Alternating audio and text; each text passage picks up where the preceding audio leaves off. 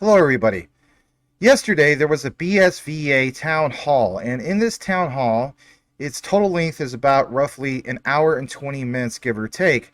But in the town hall, it specifically goes over a 3-year roadmap for BSV. For the purposes of dissecting this up and bringing it to you guys, I thought I would just get into some of the key highlights to save us all some time. While there is some technical aspects to it, if that's your thing, you're more than welcome to watch the whole thing.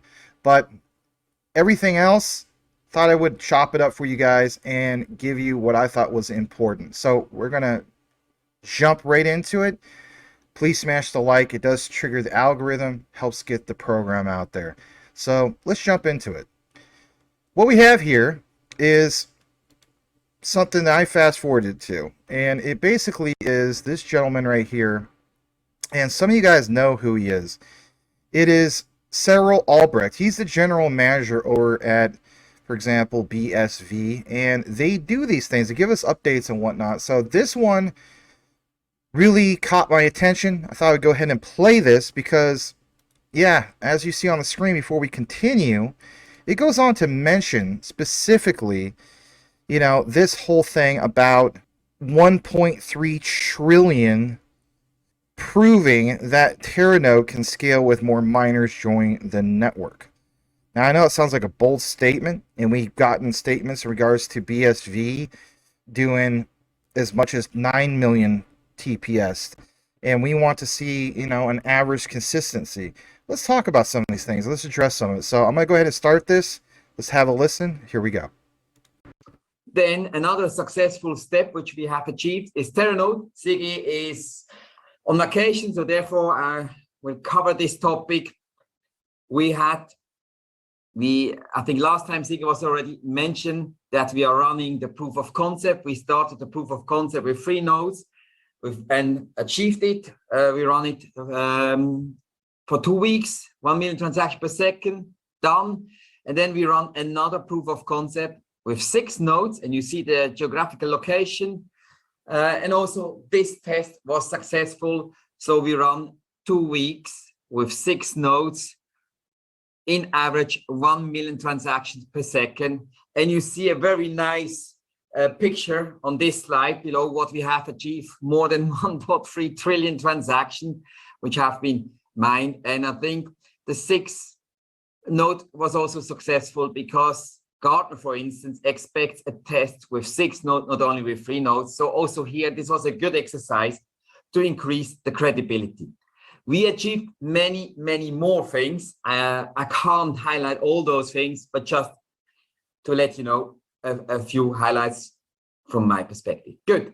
Then looking forward, as already mentioned, we have a strong focus now, not only on the technology, we also would like to move forward to have a better developer relationship program. Also here, my colleagues will go deeper afterwards. I just use one specific use case. Development tools, Thomas will talk about that. We did an analysis, we identified gaps. Okay, this is one element to make it easier for new developers. The other aspect is also Block Dojo. They do great ideas, they have great ideas, they do great things, but they have difficulties to work on BSV. They don't have the tools or they don't have the right resources. So these are little things how we would try to close the gap, to connect the dots, to increase again the efficiency, to help them to enter to the BSV world. So that's more the technical view, and the other is more the strategic view. Also here, you will hear more later about AWS and Aerospike. So we established a partnership. We would like to go further. And with this partnership, it's not only the ecosystem or the association, which has a benefit of it. It's also that we create some commercial opportunities where other people, other companies in this ecosystem can benefit of it.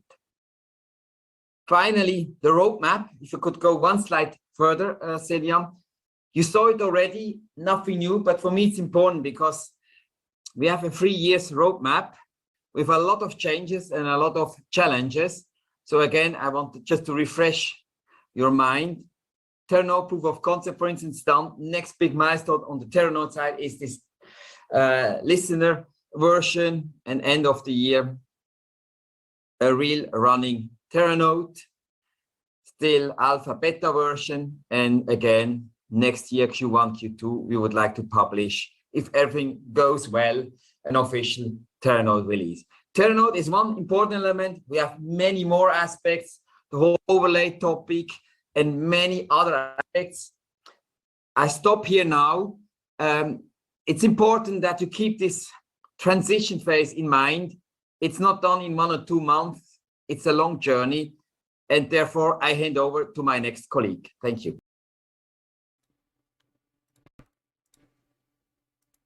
Okay, so basically speaking, it's like you see the 3-year roadmap in regards to this, and that's just a little quick gist of that. I do like how he mentioned that it's not going to happen all in 3 months and so on. This is a long-term thing they got going on. So we're going to jump into this next part. In this next part, it mentions specifically a company called Tempest. Now, for some of you guys that know me, when I do these live shows and whatnot, I cover other things that are IoT related. I'm not just into BSV, but I hold, for example, Filecoin, Jasmine, IOTA, because I'm impressed with IoT. I love that we see things in regards to IoT even with BSV, and that is huge because, if anything, what about being able to put the product directly onto blockchain within this layer 1? That is game changer, right? So I want to get into this. I want this particular gentleman to show you this outline of a particular company called Tempest and why that's important. So I'm going to bring that up as well. I've gone ahead and fast forward to that. And in this example, I mean, they're doing things here in the United States. And what you're going to see here is this discussion about Tempest. It started off as a Kickstarter. Some of you guys know about this, but it's a revolutionary personal weather system. It says, thanks to their backers, the Tempest weather system is now available in the United States, even the UK, and also Canada. Cutting-edge weather station hardware and an AI-powered Tempest app means a guaranteed better focus for your specific location. But more importantly, utility in motion with BSV. A lot of people have been wanting to see that. Well, this is one of the best examples, especially here in the United States. I'm going to go ahead and play this as well. He's going to get into the weeds about why this is important. You're going to see farmers. Again, you're going to see great examples of utility in motion. And this, I guess, originally started back in 2021. Hear this out. This is one of the key highlights because you want to know something? Like, there's a lot of other projects that are doing this, but I don't think they're doing it at scale of what you're about to see here. Listen to this. Here we go. So yeah, a little bit of background on Tempest as a company and why I believe weather data is so important and a really good opportunity for us to showcase blockchain's power in the utility of it. So Tempest was a crowd-funded company started through Kickstarter about 3.5 years ago. They had over 3,000 backers, and they got a multiple of 4 of their raise that they were looking to the funds that they were looking to raise. Next slide, please. So anyone can go and purchase a weather station. They had a model that was kind of interesting and different in the sense that they weren't so interested in making profit on the sales of the hardware themselves. They're actually pretty much doing it at cost and not charging a monthly subscription for the dashboard here that you see. And that led to a rapid spread of the network. Next slide, please. And just in, excuse me, just in 3.5 years, they have expanded their network to over 85,000 weather stations across the globe. And this is amazing. And it's an example of how data can be so important and so valuable. Like, the company was willing to take a little bit of a loss or not make a ton of revenue up front to expand the network, get the IoT devices out there. And now they have a global data lake that they are able to monetize out. Next slide, please. Yep. And something worth mentioning too is that there is underrepresentation across the globe in developing nations. So you saw the United States and even in the bottom half of the EU there in this slide, that there's a kind of a tilted distribution across the globe. And this is really bad, not just because people in those developing nations can't utilize the data to make more informed decisions, but it also really hamstrings our forecast models. So our global forecast models, ideally you would have a distributed distribution or a equal distribution of the stations. So you have representative coverage across the globe. When the model runs, you have better forecasts. But that's not the case currently. So looking to help expand this network, I saw agriculture as a really good opportunity or target because there is agriculture in practically every country across the globe. And this is a picture from Bricks and Columns. It's one of the first vineyards that I started working with and installed a weather station. They've also been a test ground. They were one of the first weather stations that we were, Greg and I were pushing the raw CSV data to the BSV blockchain. And this has been a great background story to tell. At the DC demo day in Congress, which I have a picture on, I'll speak to that a little bit. But it seems like the agricultural utility is a use case that really frames the value proposition for people when we're talking about blockchain. It also helps to differentiate between cryptocurrency and everything else. So next slide, please. Yep. So this is a picture of one of the stations at Cross Keys Vineyards here in Virginia. Next slide. And some of the farmers, like, these devices are touching real lives and adding real value to individuals' livelihoods and operations. And I hope to see this project expand and more value be driven by these transactions that we're putting on chain. Next stage. Another idea that Greg and I came up with was, once the data is collected and it's on the blockchain, we don't want it to just sit there. We want to put it out for people to engage with and learn from. So we had the idea to do a tasting room display in the wineries, and it delivers the real-time data to the customers as well as the staff, and it can serve as an educational prop. Bricks and Columns actually noted a slight uptick in tasting room sales due to this monitor and customers being able to interact with it. And the benefit is that the data being displayed is blockchain backed and stored on the BSV blockchain. Next slide.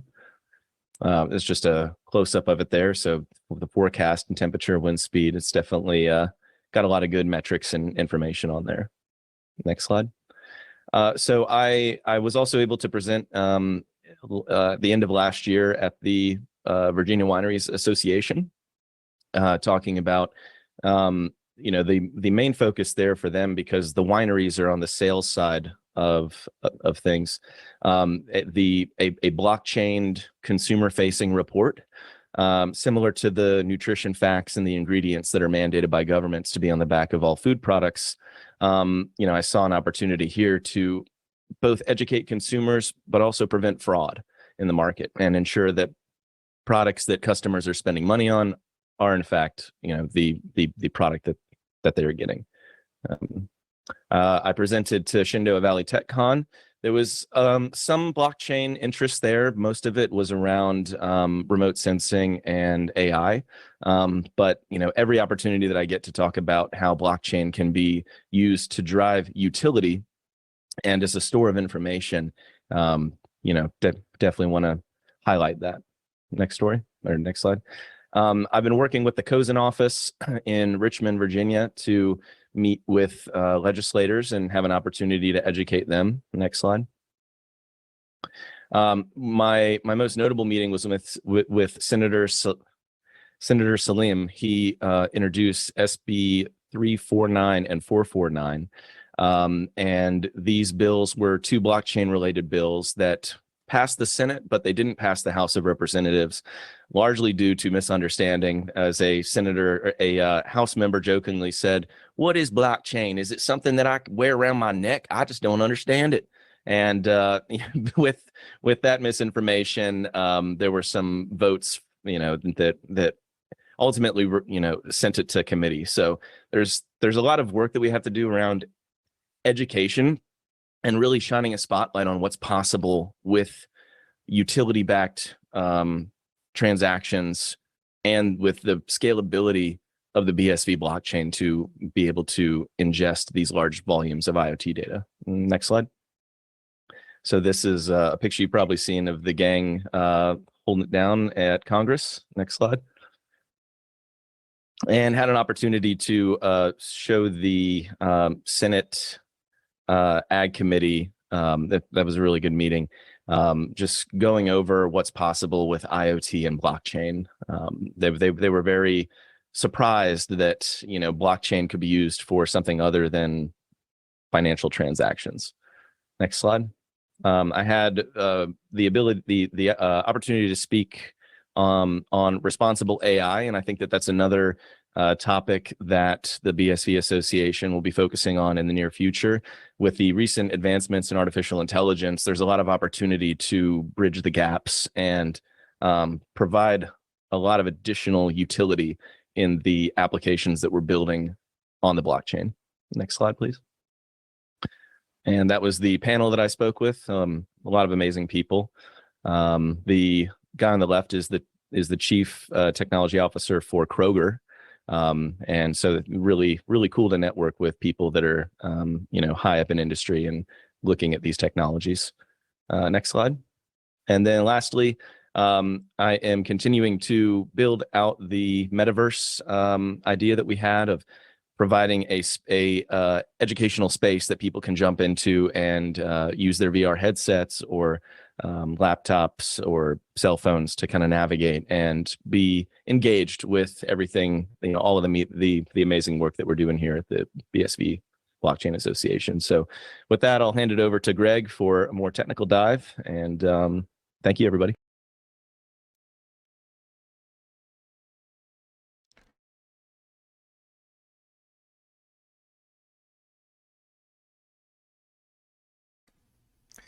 All right. So this whole notion that, guilty by association and, the government, for example, they're not going to even hear BSV's tech. Well, they're talking to Congress apparently, and they are at least listening to, hearing them out in regards to, well, what do you have to offer?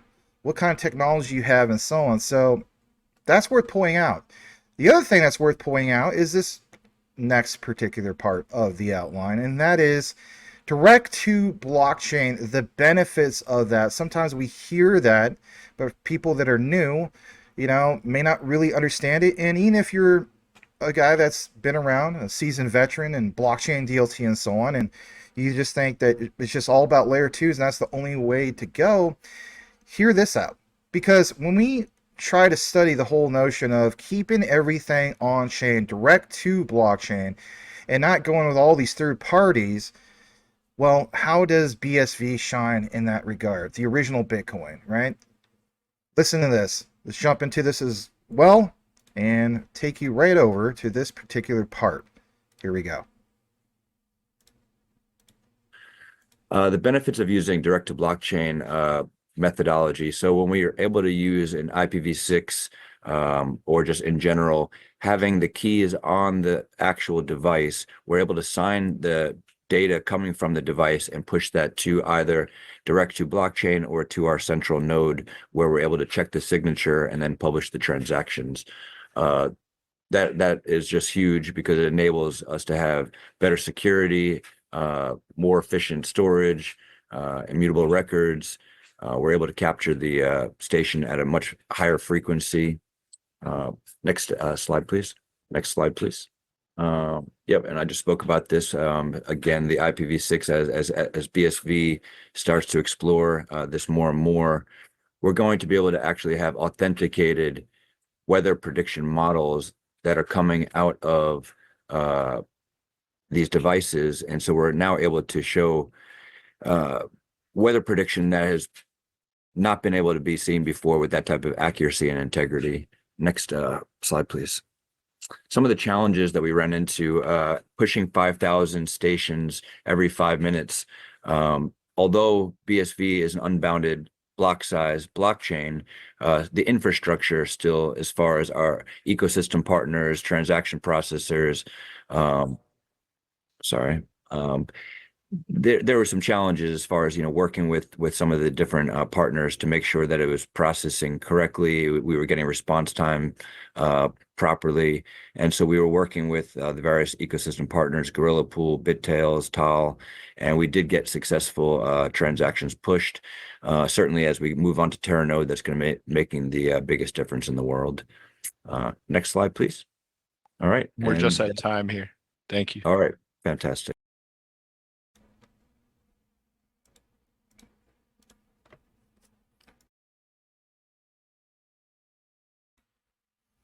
All right, so I want to discuss that for a brief bit, what you saw presented. So we understand that there's supply and demand forces for keeping things obviously on chain within its own layer, right? Well, some key notes that I want to get into, and that is BSV's overlay services. At the end of the day, we hear some of these terms, but what's the real significance? Well, they are definitely essential. And you got to keep in mind, you heard these terms of like security, keeping things immutable and so on. But these services are designed to provide additional, of course, functionalities and capabilities without compromising, of course, the core blockchain. Say what you want, that's supply and demand. But there's got to be some more key significance. In my notes, I discovered some things I want to share with you guys, and that is, when we talk about BSV, one of the key things that always stands out is scalability. So would this make things more efficient and more scalable? Well, the answer is yes, but how so? Well, with the overlay networks, it's going to allow for specific data, of course, to be managed and accessed efficiently without overloading the main blockchain. People say, well, with all these crazy amounts of TPS and so on, there's no way you can overload it. Yeah, you still could. And the point is, this in itself, with these overlay services, will enhance, of course, the scalability of the BSV network. But how so? Well, you have a focus on specific data subsets. As we know, there's all sorts of different types of data. There's some that, come in smaller packets, larger packets, some get truncated, but data sets. With overlay services, this definitely will process transactions faster and more cost effectively. Say what you want. If you were to look into it right now, both Stellar and BSV have the cheapest transaction cost. Well, that's game changer. Next part I want to get into. Data management and, of course, the retrieval of that particular data. Well, see what you want. There's things like what is referred to, and I won't get into the weeds of this too much, but it's called Confederacy lookup services. Has nothing, of course, to do with the South of the 1800s and so on, but they are a prime example, and they enable efficient search and retrieval of specific data within, of course, the blockchain. Well, BSV. This is crucial for applications requiring real-time data access. You heard some of those examples, so this pounds home even that much more for the supply and demand for specific services like this. Well, can these services create dynamic data stores? And more importantly, will it be able to index and parse UTXO data, of course, for easy retrieval on-chain? The answer is yes. All right. Would there be new opportunities going forward for BSV by having these services? Again, answer is yes, but how so? Well, by having these services, it creates models. And what I mean by that is business models and revenue streams. You heard in the examples from, for example, the thing with IoT and data and with the farmers and so on, both in the U.S., U.K., and Canada, that they're going to be able to have a form of monetization, and it's done, for example, with the BSV blockchain. Say what you want, that is one of the best examples of utility in motion. And when we saw that map, I mean, it didn't just seem like there's a few little blips on that map. It was all over the place. So That was cool because if anything, would it incentivize node operators? Yes. These node operators can monetize their services through fee-based access to basically lookup services. So that's a lot of motion, and that's a lot of transactions happening on chain, but verifiable directly on chain without going through a third party. That's game changer. All right. Would there be industry specific applications? Hear me out on this as well. Overlay networks, whether you're aware of it or not, can be tailored to specific industries. And here's the one that really caught my eye. So you guys know I cover a lot of other projects that have things to do with RWA, real world assets. What about BSV and real world assets? Listen to this. By having these type of overlay services, these overlay networks can be tailored to specific industries like RWA, like real estate, right? Healthcare even, and even supply chain management. Say what you want. BSV to be part of that mix, they realize the competition, and if anything, they want to be the ones to lead the charge if they have something that can scale way higher than the competition. All right, so I mentioned RWA. What about the whole thing about tokenization? Because we are talking about BSV. Yeah, tokenization of assets would be included in this, security data management, and even efficient transaction processing would be some of the applications that can be applied here. Okay, well, Max, you mentioned a lot about scalability. You have any other examples? Yes. By enabling scalable digital economy with these overlay services, you better believe it's going to be a key component of realizing a fully fledged digital economy, of course, on the BSV blockchain. But more importantly, as it provides the necessary infrastructure moving forward for complex applications and services to thrive, you better believe that is absolute game changer moving forward. How so? Well, guys, it's like this. In essence, put in layman's terms, BSV overlay services are instrumental in transforming the blockchain from a mere digital ledger to a robust platform capable of supporting a wide range, of course, of applications. But if you give people incentives through monetization, well, guess what? They like that. Who doesn't like earning money, right? BSV is addressing, of course, scalability, but data management and economic opportunities, they will contribute significantly, of course, to the growth and development of course, the BSV ecosystem. So thought I would bring this to you guys in that regard. I'm going to continue with this outline, and on this next particular one, you're going to hear more about the utilization of this because we want to see more examples, in particular with BSV, on how it would be utilized. So let me take you over to this, and this is from Darren Kellenschwiller and basically also Thomas Giacomo. It's a few minutes, but they're going to get into the key things. They're going to talk about, like, for example, standardization, a little bit maybe of the SPV wallet. We're going to get into all of this key things from this town hall. Very impressive town hall. All right, going to go ahead and present this on the screen. Here we go. There's also initial conversations surrounding a Rust SDK. So there's lots of interest there. We've spoken with the guys at Script, the guys at Enchain, ingests them, runs SPV, runs the specific business logic. And it should be clear where you can add your own business logic. And that's where we hope these open source functional components will be sort of used by development teams to speed up their process, to get them working with this Mandala upgrade in mind in terms of the way that they're organizing their infrastructure, hopefully to be more efficient and to work for them rather than supporting the infrastructure as a whole. So at the beginning of this particular one, you heard him mention Rust. And as we know, when we talk about other projects out there like Stellar, Casper, and so on, well, Rust, WASM, things like that. So BSV going to do smart contract functionality? The answer is yes. And as we get more into the outline, you'll hear some other things of them addressing that. So that's cool. They realize competition and so on. And again, what sets BSV apart from those other ones? Well, for one, way better tokenomics. And on top of that, nothing could touch the scalability of BSV. All right. What else do we have in regards to this outline for this, 3-year roadmap from this town hall? Well, there, of course, is more, and the thing I want to get into is this right here. Yes, you're going to hear them address a CBDC. And for some people, they're saying, well, BSV, the real Bitcoin, would never get involved with this. Hear me out. Don't shoot the messenger.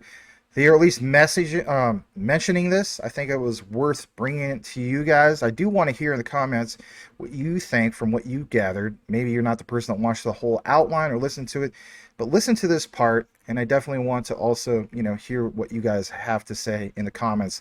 But yeah, I'm gonna pull it up on the screen and fast forward to this key part as well. And it's from Connor Murray about stewardship. Gonna go ahead and play this. Here we go. This will push the transaction version to the stack, which will allow you to basically, at the time of signing the transaction, determine the script validation rules that you want the transaction subjected to. So a really simple use case for this would be, let's say you built some kind of overlay network, let's say like a CBDC. You could have a CBDC or something like that that says, if I'm signing with the version of CBDC US dollar, insert some script conditional that maybe has built-in whatever US government rules for sending and receiving US dollar that they might want to add in, with another conditional that says, if you don't sign under that rule set, then enable some kind of like digital asset recovery or something like that, right? So all sorts of things that you could do by basically defining the context by which you're signing the transaction at the time of signing. I think it's really interesting. Not necessarily something you couldn't already do today, but a bit more elegant than other ways that you could have done it. These other limitations. So two of these are quite interesting. So I'll cover the less interesting ones first. One of them that we're removing is the requirement for a low S value for signatures. You'll find when you research a lot of these changes that were added, a lot of these changes were introduced to prevent transaction malleability. And transaction malleability isn't really an issue for a variety of reasons that we've covered in the BSV space for a number of years. So if you want to use a low S value, then go for it. Not something super dramatic of a change, but I know it hits some people when they use like the op push TX technique and things like that. They run into this issue where they don't really care what the S value is. The minimal encoding requirement. So there's also a requirement that data has to be minimally encoded. That requirement will also be removed. And then these other two are interesting, which is the clean stack requirement. I think that was also added in the Bitcoin Cash fork, which was basically the stack had to either be 1 or 0. Nothing else could be left on the stack. This would allow you to basically leave some data element on the stack at the end of script execution and still have it evaluate to true for spending. Okay, so obviously he's getting more into the technical side of things, and again, if that's your thing, you look more into that. I'm gonna jump over to this next other particular part because it gets into more detail about this outline and some key things I want to bring to you guys. So yes, on this part, it's going to talk specifically about Teranode and when that's going to come out. We haven't really seen news in regards to Teranode other than like testing. We never had like a real definitive time frame of when it's when mainnet's going to come out, basically. So I've gone ahead and fast forward to this part, excuse me, as well. And let's go ahead and play that. Here we go. Over the coming month, as the release is going to get ready. Just a quick spotlight on the timeline we're currently looking at. The team has been working on this for quite some time. We're aiming to be dev complete in July and then be able to thoroughly test that on STM. So we have a bug-free, robust release ready. Aiming to have that out in October, so that's Q3, Q4, with a mainnet activation later. Actually, no, in February 2025, And for those of you who have paid attention to Connor's comments, and for those of you who have been around for a while, if you can get that out February 4th, 2025, that will be pretty much on the mark after the Genesis release, that was published 5 years ago at that time. So this is continuing a pace. Other topics that we are concerned with, and that's probably interesting for all of you who will be working and building out on overlay networks, SPV wallets a bit further down the road. We are working on getting a testnet Teranode Pure up and running. We'll invite selected players first to try this out, and hopefully bring that public as a beta version for builders to use. Going forward, somewhere end of summer, early fall is our target date for that. So that's another topic. I think it will make our friends in utilization quite happy that they'll be able to run their work on the Teranode testnet, but we will gradually open that up. Also, we'll accompany that with more communication on status and where this is heading. Yeah, and so just not to forget, I think Martin will be talking about that. If you check out our new reworked bsvblockchain.org website, have a quick look. We publish now network stats for your use. Pretty cool overview of peak transaction volumes, UTXO sets, and so on and so forth. Just as at a tip of your fingers. And the other bit that we do show is network health. You may, for those of you who look around a little bit, the other blockchains will recognize the layout of that, but we just wanted to make sure that everybody knows, okay, network is up and running, and we have been up 100% for many, many months. So speaks to the robustness of our BSV blockchain. We're going to now jump into the next particular part that I want to get into. And that is this right here. It's talking about the whole thing about this new phase that they're going to do. So on the website, they have completely revamped it all, a radical shift to that basically. And I'm going to take you over to this. So it's not super long, but it's definitely worth pointing out. Let's bring this up as well. Here we go. Yeah, sure. So thanks, Evan. So we're taking the opportunity to sort of completely revamp the architecture of the learning experience. So over the next phase, as we're onboarding with 360, we've got consultants from their company that are going to help us build out pathways for particular sort of educational journeys. We also have some external consultants that are going to help us to really mastermind that and take it back to first principles, and we recognize a huge need to certify technical experts in this field. So we're going to have a technical stream, we'll have a stream for professionals and an academic stream, and then within those we'll populate relevant to particular industry use cases. So it'll create like a modular backbone or superstructure that can standardize the educational curriculum and corpus of information across all industry players with the platform, because it's a much more collaborative experience too. So we can define groups. So there will be a vendor agnostic, best practice knowledge acquiring process with the overlays, services, the Mandala architecture with the Teranode paradigm, and then the groups that can be defined by people that participate in this can spin up their own one. So particular actors within the system, Babbage, Script, Script, tokenized, whoever else, they can also create their own environment where they extend the knowledge sphere into their domains as well. So it's an exciting time, and everyone can work really collaboratively on there. It creates a central point for messaging and communicating and making requests for more information and knowledge to become available, and working in alignment with all of the value streams to make sure that we're responding to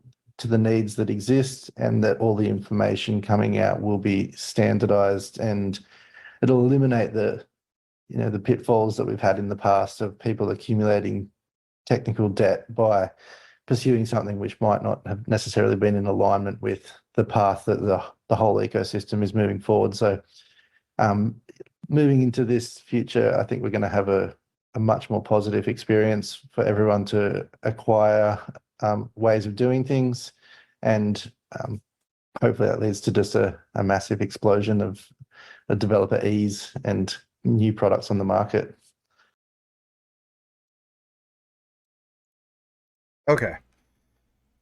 There's a little bit more that needs to get addressed, but I love to hear about any type of thing about explosion, right? Sometimes people don't like to hear about the hype, but in reality, you're hearing it from the devs, right? And explosion on the market, yeah, we need that, especially when it comes to BSV. All right, the next part. This is good stuff as well. It addresses some key things, and in my opinion, and also this guy, Martin, of the BSV team, sometimes you need to hear somebody state, hey, you know what? We need to attract governments. We need to attract bigger businesses. We need to debunk myths about BSV. Literally, this is being addressed. Thought I'd fast forward to this part as well. And here we go. Our flagship website, BSV Blockchain, is due for a complete overhaul this year. The point being to make it a lot easier for people to onboard, whether it's to the developers, which Martin Bajetsky was talking about, right? Or some of our other core audiences like business executives or people from government and lobbying backgrounds. The point is to make our flagship website better, improve it over time so that the right people get the right information, and we continue to in this endeavor to dispel some of the myths and misconceptions around blockchain in general and BSV specifically. So that was really quick and to the point, right? All right, this other one, they have it's kind of like a little brief Q&A, but I thought I would just kind of give you the gist of this. This part, in my opinion, is really, really important. I'll give you some of my own notes. So at the beginning, they kind of hinted about smart contracts, especially when you mentioned, or you heard that gentleman mention Rust. Well, they addressed that. Gone ahead and fast forwarded to that part. Let's go ahead and share that. Here we go. And then I'll get more into a discussion about this here shortly. Rohan and Marcin, you were talking about smart contracts, and I had heard that potentially smart contracts are under consideration for one of the components that would be being looked at for that open source tooling to be able to be standardized and documented and maintained by the association. And maybe, is there anything that either Thomas or Darren could talk about or comment on in terms of that?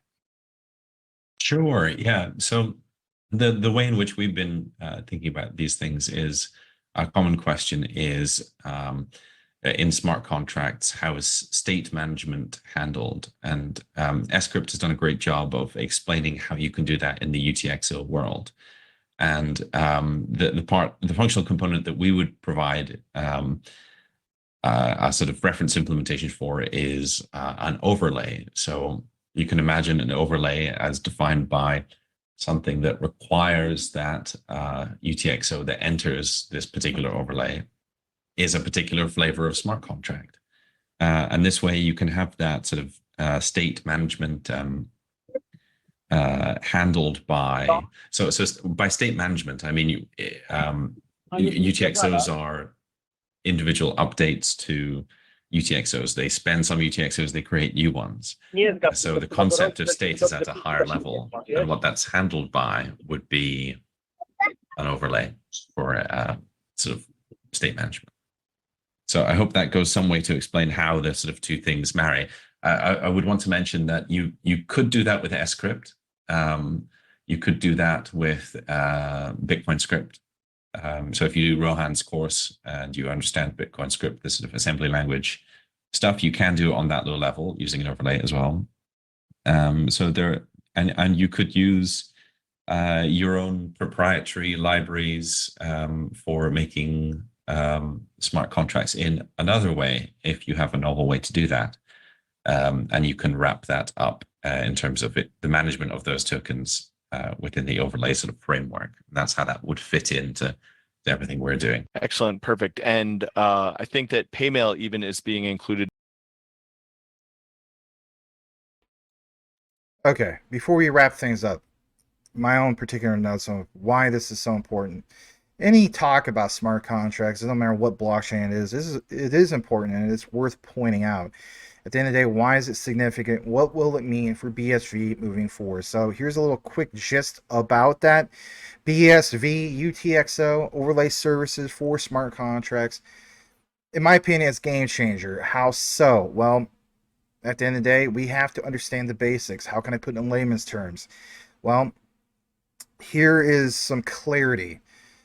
In itself, when you hear the term UTXO, that means unspent transaction output. Think about that for a second.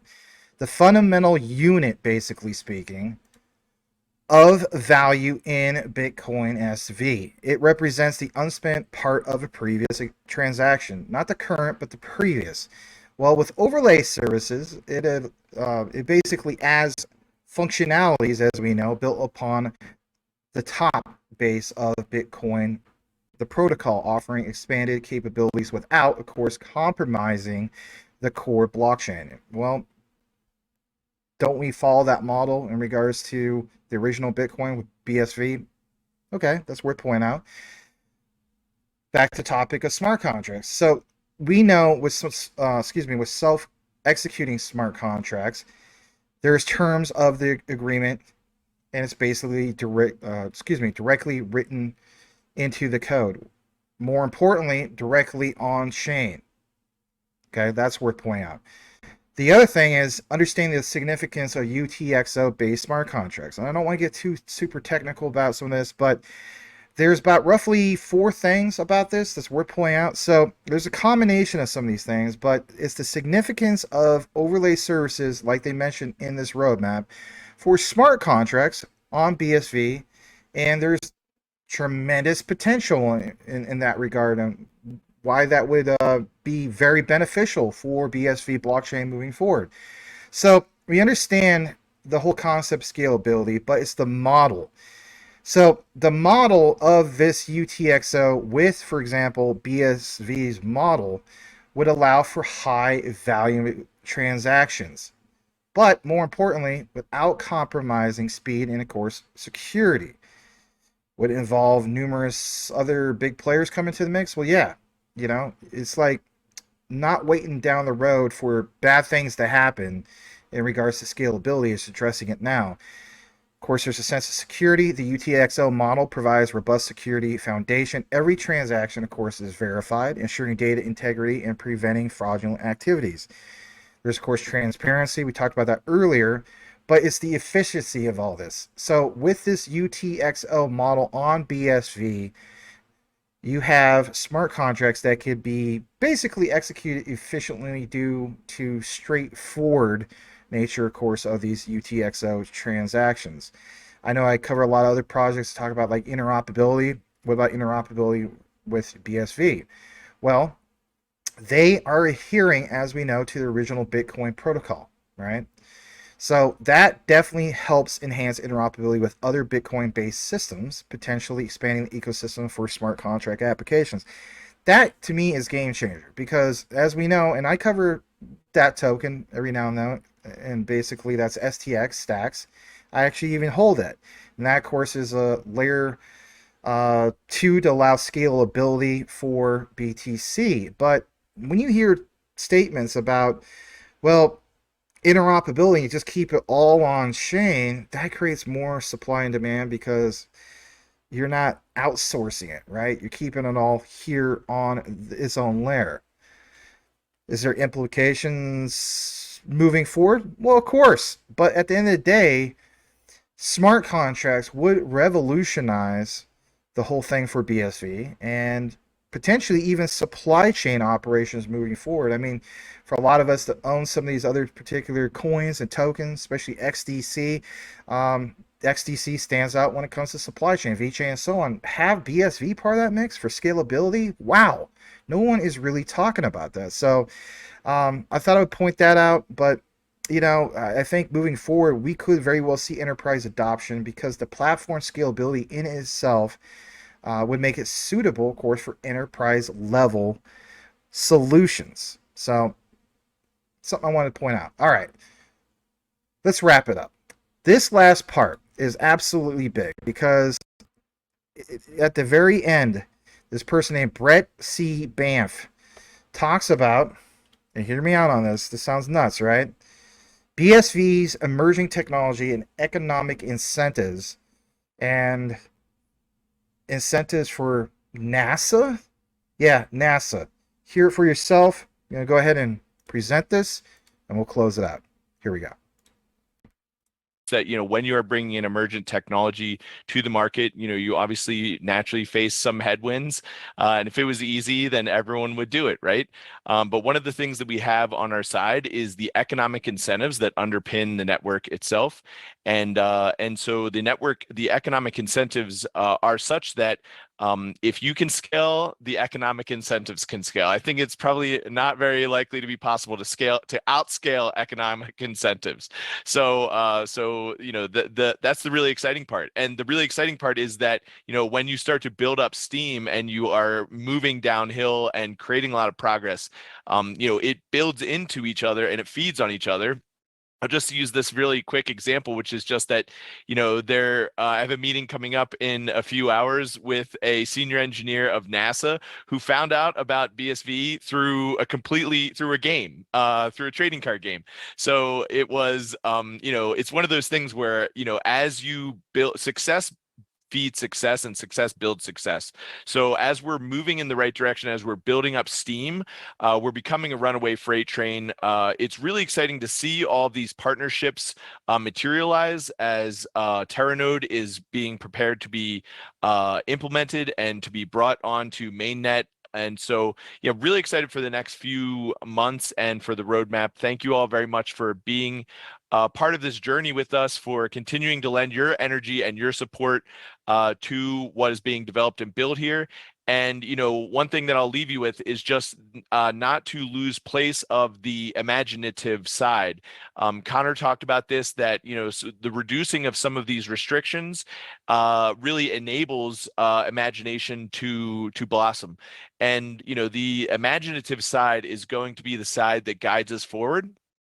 Because we have a great technology that can preserve data and can do all types of wonderful things, auditability, security, integrity, and all of that without imagination really doesn't get you anywhere. We really need to use that as a stepping stone, but allow imagination to lead our way. So I want to thank everyone for being on this call, for tuning in, and for supporting each other as we're continuing to grow this community and to grow the vision for the BSV blockchain.